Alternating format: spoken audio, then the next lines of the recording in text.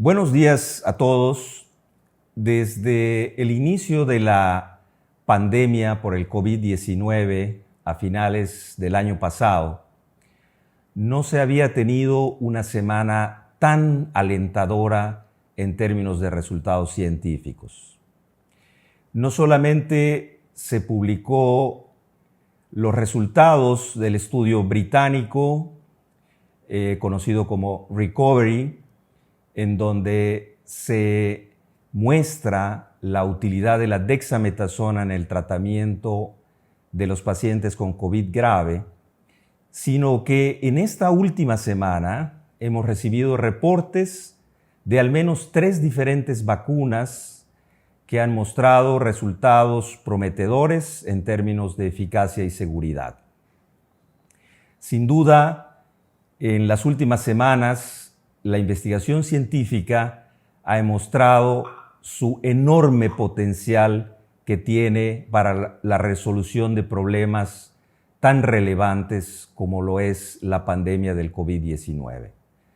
Es por eso que el día de hoy, en la conversación, quisiéramos abordar cuáles son las perspectivas científicas en términos de investigación sobre potenciales tratamientos para el COVID-19. Para esto tenemos un invitado especial, el doctor Juan Luis Mosqueda. Él es médico internista e infectólogo por la UNAM, egresado del Instituto Nacional de Nutrición Salvador Subirán. Él es maestro en ciencias, es investigador, miembro del Sistema Nacional de Investigadores y actualmente es el director general del Hospital de Alta Especialidad del Bajío. Juan Luis, bienvenido a Mérida y muchas gracias por la gentileza de aceptar nuestra invitación. Gracias por la oportunidad para platicar y para difundir un poco de información que es tan necesaria en estos días. Juan Luis, me gustaría comenzar platicando acerca de un tema que ha sido motivo de mucho optimismo durante la última semana. Y es que hasta este momento hay un sinfín de vacunas en desarrollo y es tal vez uno de los temas de mayor interés para la gente. Específicamente hay 3 vacunas que muestran un perfil de eficacia y seguridad que me parece bastante alentador. Y hablo de la vacuna AD5, de la vacuna Moderna y de la vacuna ChAdOx1. Quisiera saber cuál es tu perspectiva acerca del desarrollo de la vacuna.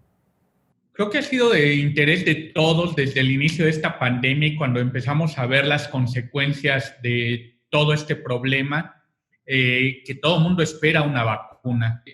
Yo escucho de repente que dicen, ¿cómo es posible que al día de hoy todavía no tengan una vacuna? Nada más para poner en perspectiva, yo diría, la vacuna más rápida que se ha desarrollado en la historia de la medicina ha sido la vacuna de la influenza. Es la vacuna más rápida que hemos podido conseguir en la historia.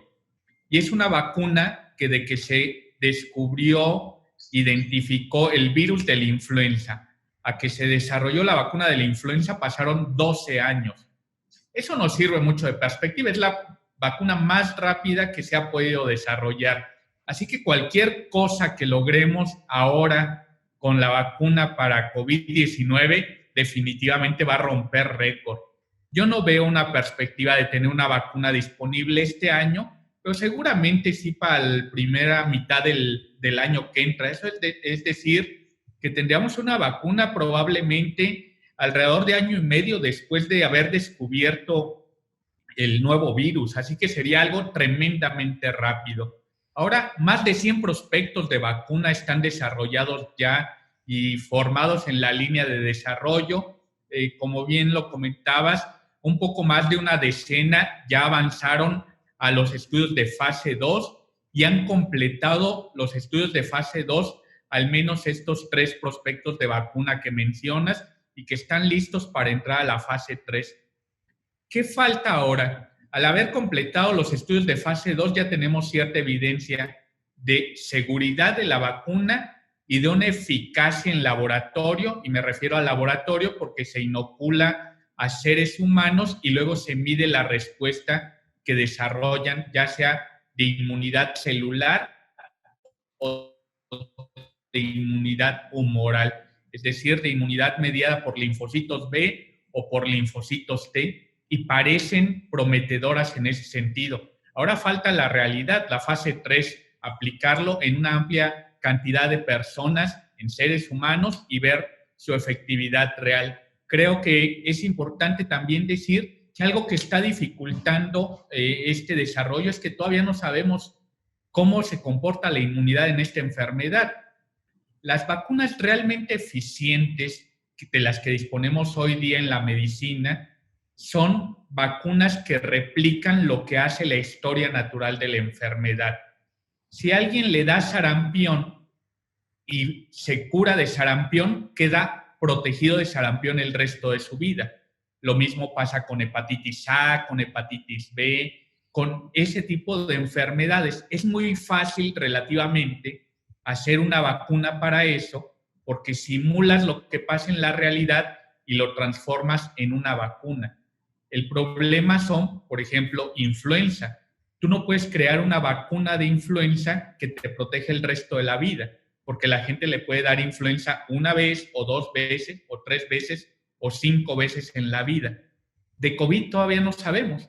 No sabemos si la gente le pueda volver a dar, aunque hay historias por ahí de que a la gente le vuelve a dar. La verdad es que hoy día no hay un solo caso demostrado de alguien que le haya vuelto a dar COVID, pero definitivamente es probable que le pueda dar, y eso nos hace suponer entonces que tendríamos que desarrollar una vacuna que te dé inmunidad y que probablemente tengas que estar recibiendo refuerzos o nuevas aplicaciones, como ocurre en el caso de la influenza. Pero yo diría que muy alentador, muy rápido los avances cuando lo comparamos con la historia, y yo creo que la primera mitad del año 2021.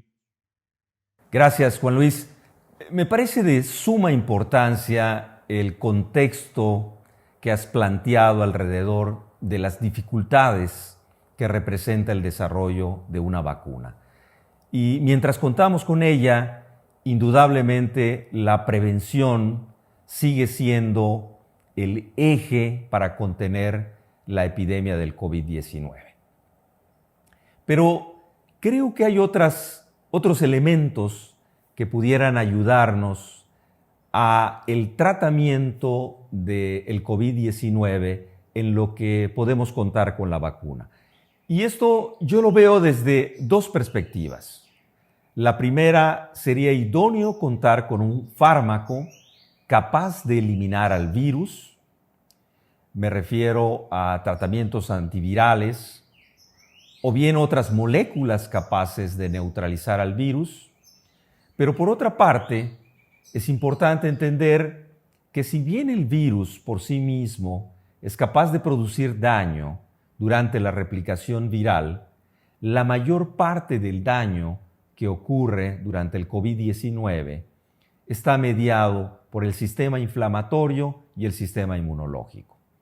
Es por eso que se piensa que parte o eje del tratamiento de la terapia para el COVID-19 debe incluir terapias inmunorreguladoras. Pero primero me gustaría abordar el primer punto.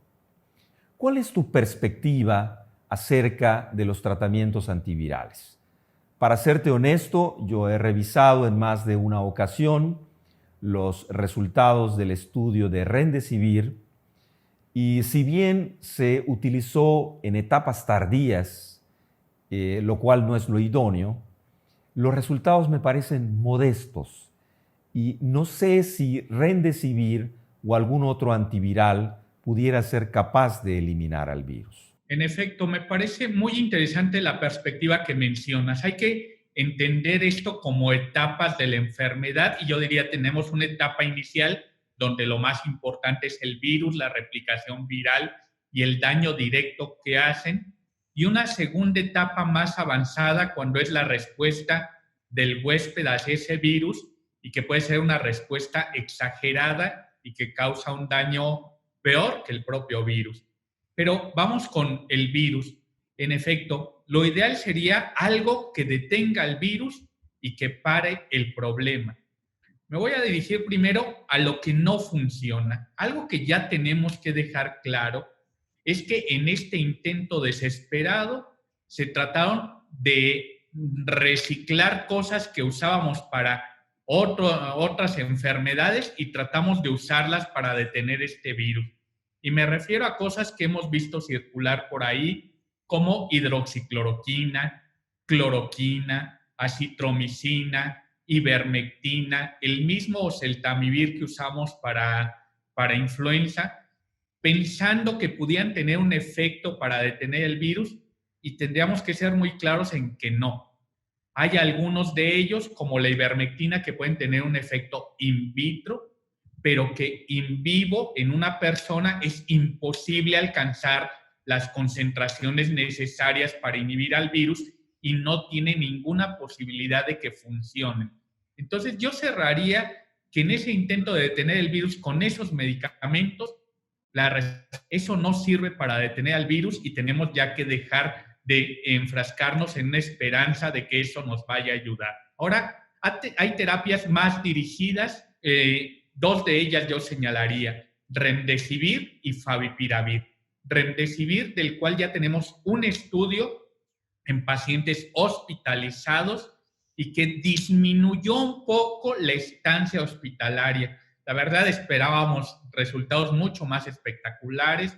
No es lo que quisiéramos de un antiviral, pero yo creo que si pensamos en esta perspectiva, un antiviral tiene que usarse en las etapas más tempranas. Hay que recordar influenza.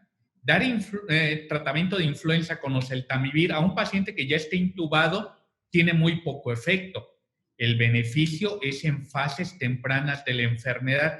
Probablemente el remdesivir pueda llegar a tener un lugar en fases más tempranas y hay ensayos clínicos ya corriendo. Pero en el paciente hospitalizado grave no es lo que esperamos.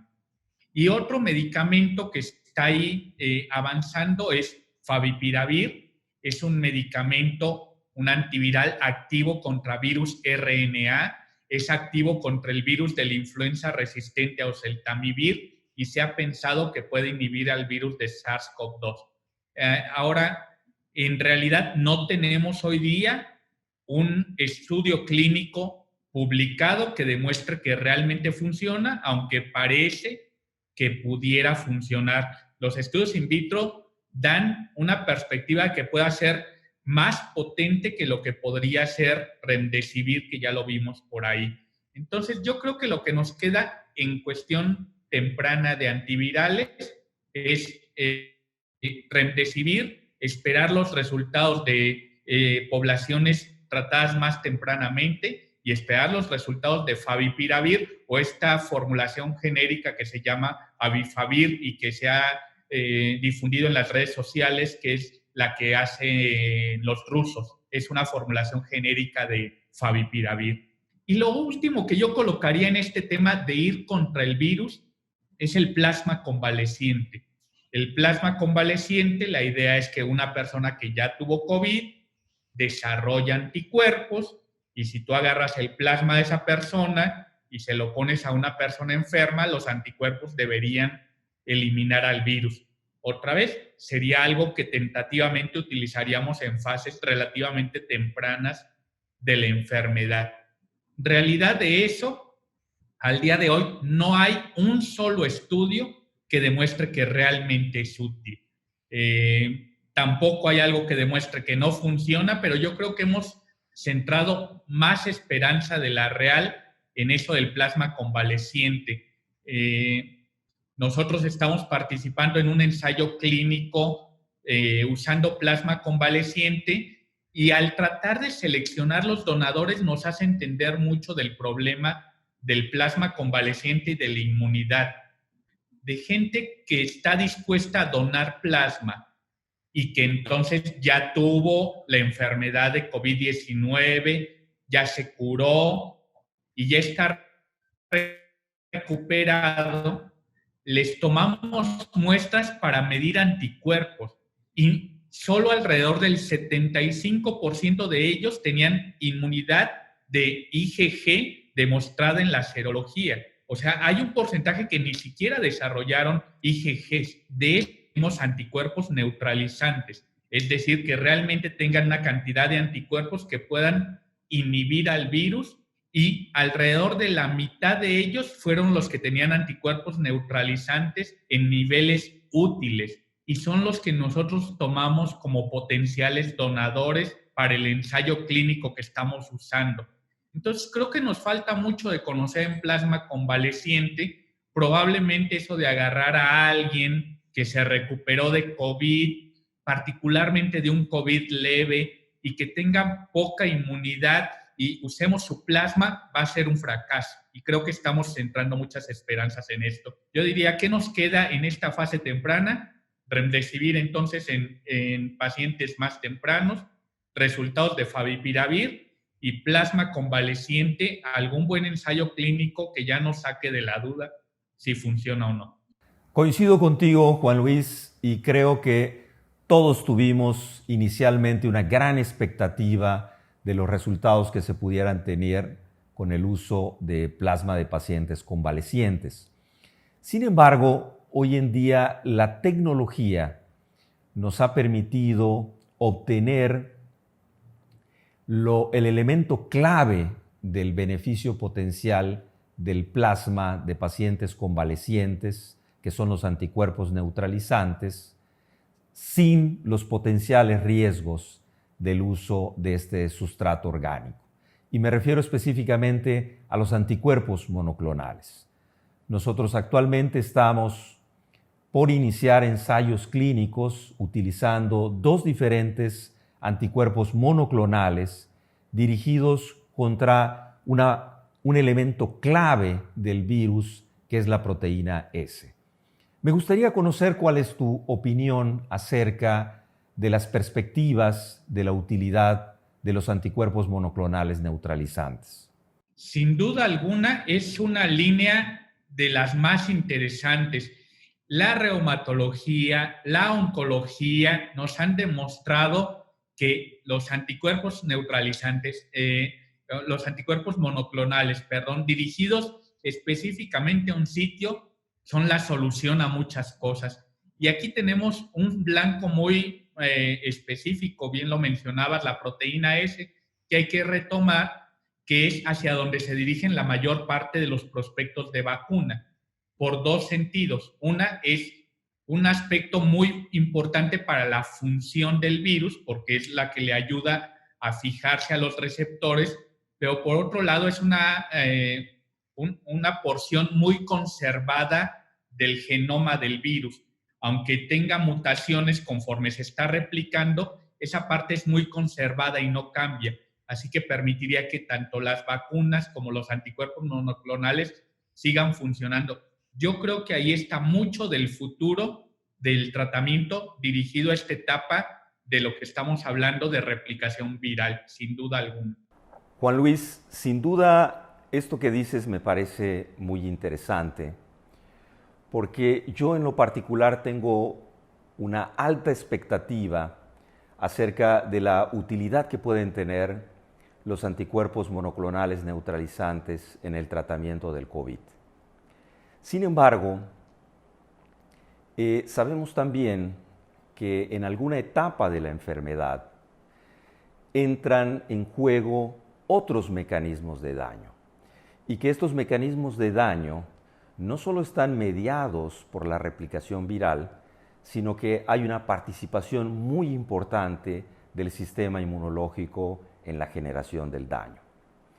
Hoy en día sabemos que el sistema monocito-macrófago es uno de los principales responsables de guiar y generar la conocida como tormenta de citocinas, en donde elementos como factor de necrosis tumoral, interleucina 1 beta, interleucina 6 y otras citocinas generan una respuesta inmunológica contra el virus con un afán de eliminarlo, pero que al mismo tiempo, en ese afán de depurar al virus, producen un daño orgánico muy importante. Es por eso que se ha planteado que regular esta respuesta inmunológica pudiera ser una estrategia de tratamiento útil para prevenir el daño mediado por citocinas. Nosotros estamos por iniciar ensayos clínicos con terapias inmunorreguladoras y me gustaría conocer cuál es tu opinión de esta perspectiva de tratamiento para el COVID-19. Creo que ha sido algo muy interesante y algo que siempre se nos ocurre en estos fenómenos. Y yo retomaría una palabra que utilizaste ahorita, inmunorreguladora. Desafortunadamente, mucho de lo que hacemos es más bien una terapia inmunosupresora, porque realmente no lo regulamos, no tenemos un control suficiente sobre lo que estamos haciendo. Y eso nos tiene que hacer pensar que cuando nos metemos en esto nos podemos ir para el lado equivocado. A todo mundo se le ocurre siempre para estas cosas voltear a ver a los esteroides, son el refugio para siempre que no sabemos algo, utilizar los esteroides. Y ya se ha planteado en esto el uso de hidrocortisona, el uso de metilprednisolón. Yo diría que hay muy claros ahora con los resultados de Recovery que dexametasona sí funciona. Es el único medicamento hoy día que ha demostrado una eficacia en un ensayo clínico para disminuir mortalidad, pero hay que tomar muy en cuenta el estudio. Es un estudio de pacientes hospitalizados y que requieren apoyo con oxígeno suplementario, ya sea invasivo o no invasivo. Hay que limitarnos a ese rubro, porque ya empiezo a ver que el paciente ambulatorio de COVID leve, que no tiene requerimientos de oxígeno suplementario, ya se empieza a prescribir dexametasona o algún otro esteroide. Definitivamente ahí no es la indicación ni son lo que sugiere el estudio Recovery. El estudio Recovery sugiere utilizarlo, demuestra su utilidad, pacientes hospitalizados que requieren oxígeno suplementario, ya sea de forma invasiva o no invasiva, y hay que limitarnos ahí. Ahí funciona y yo creo que ya debemos dejarlo dentro de los estándares de tratamiento en los hospitales, el considerar el usar dexametasona. Insisto, el problema es que lo que hacemos luego ya no lo podemos detener y siempre sabemos que cuando usamos algún inmunosupresor, luego podemos tener infecciones asociadas, infecciones oportunistas que nos van a complicar también. Así que en este uso que vamos a empezar a hacer más expandido, hay que estar vigilando las complicaciones. Y en esa misma línea de detener esa respuesta inflamatoria, yo colocaría dos grandes fármacos que están probándose, tocilizumab y baricitinib. Creadores también muy importantes de esta producción de interleucinas, otra vez, nada más que son muy potentes y que ya los hemos visto usar en otras enfermedades y vienen acompañados, como muchos de ellos, de enfermedades oportunistas, de infecciones oportunistas. Hoy día tampoco hay estudios de ensayos clínicos publicados que demuestren que tocilizumab funciona. Ya hay reportes de seguimientos observacionales que parece que sí tiene algún efecto. Yo creo que ese todavía hay que dejarlo sobre la mesa, no hay que tirarlo todavía a la basura, ese hay que esperar los resultados un poco más adelante y yo creo que va a ser un poco como la dexametasona. Va a ser un componente para pacientes hospitalizados de características muy particulares. Y va un poco más atrás baricitinib. En México estamos participando en ensayos clínicos de baricitinib, uno de ellos combinando favipiravir y baricitinib, es decir, apuntando hacia los dos grandes momentos de esta enfermedad o potenciales blancos de esta enfermedad. Así que hay que esperar datos, pero, insisto, si estamos usando ya sea en ensayos clínicos o como un uso hospitalario por recomendación de experto, si se usa dexametasona, tocilizumab o baricitinib, hay que asegurarnos de tener un seguimiento muy estrecho para identificar infecciones oportunistas. Sin duda, todo lo que nos has mencionado es sumamente importante, Juan Luis, y de verdad agradezco mucho la bonomía de tu parte, pero sé que eres una persona muy ocupada y creo que es momento de llegar a conclusiones. Después de escucharte, veo las perspectivas del tratamiento como los puntos cardinales. Por una parte tenemos nuestro norte, que sigue siendo la prevención y que hasta no contar con una vacuna o un tratamiento altamente eficaz, debemos tenerlo claro. Nuestro norte debe ser la prevención. Pero surgen otras expectativas. Por una parte, al este, tenemos la posibilidad del desarrollo de antivirales y anticuerpos monoclonales neutralizantes. Al oeste tenemos las terapias inmunorreguladoras, con todos los cuidados que esto implica, y al sur, ya acercándose a nosotros cada vez más, la posibilidad de tener una vacuna. Antes de despedir esta conversación, Juan Luis, me gustaría conocer cuáles son tus conclusiones. En esta parte, yo creo que en ese aspecto de prevención, efectivamente, todavía no tenemos una vacuna, así que hay que retomar que si tenemos la capacidad de impulsar lavado de manos, distancia social y uso de cubrebocas. Sobre eso hay que girar. En la parte del tratamiento, yo diría en el tratamiento temprano, en el paciente con COVID leve, retomar el punto de que ahí no hay nada demostrado, no hay nada que funcione, pero por fortuna serán COVID leve la mayor parte de los casos, por lo menos el 85%, y se resolverán espontáneamente y sin complicaciones. No hay que complicar los demás dándoles antibióticos, antivirales y cosas que no vienen al caso. Para lo único que hay evidencia hoy día es para casos graves, y yo diría esa evidencia solo existe para dexametasona. Hay que limitarla para casos graves, no hay que meterse con otras cosas. Podríamos considerar en casos muy específicos cosas que no hemos eliminado, como tocilizumab o como plasma convaleciente, y yo agregaría ahí un tema que dejamos ahí como un anexo, pero son los anticoagulantes. La anticoagulación debe considerarse en todos los pacientes hospitalizados.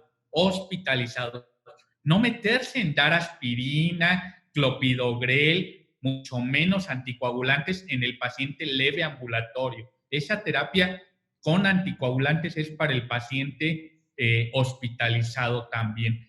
Si seguimos estos ejes, es muy importante lo que podemos lograr. Podemos disminuir la morbilidad, el número de enfermos, y podemos disminuir la mortalidad. Hoy día algo fundamental es lo otro de lo que no hablamos mayormente porque parece simple, pero no lo es, que es el adecuado soporte hemodinámico y ventilatorio. Todo lo que no podemos resolver con lo que dijimos, lo resuelven los hospitales con un buen manejo de terapia intensiva o de medicina interna, con un manejo hemodinámico y un control hemodinámico adecuado y con un apoyo ventilatorio adecuado. Los pacientes que sobreviven dependen de ese buen manejo que hacen los especialistas en las áreas de medicina interna o terapia intensiva hoy en día. Pues muchas gracias por la oportunidad. Juan Luis, sin duda ha sido muy interesante esta conversación contigo. Nuevamente te agradezco que te hayas tomado un tiempo para platicar con nosotros. Espero que pronto podamos recibirte aquí en tu casa, aquí en Mérida, y que podamos tener otra conversación acerca de este tema tan interesante como es el COVID. De verdad, te agradezco mucho, te mando mis saludos y espero que tú y tu familia se encuentren muy bien. Hasta luego. Muchas gracias a todos ustedes y nos vemos en la próxima.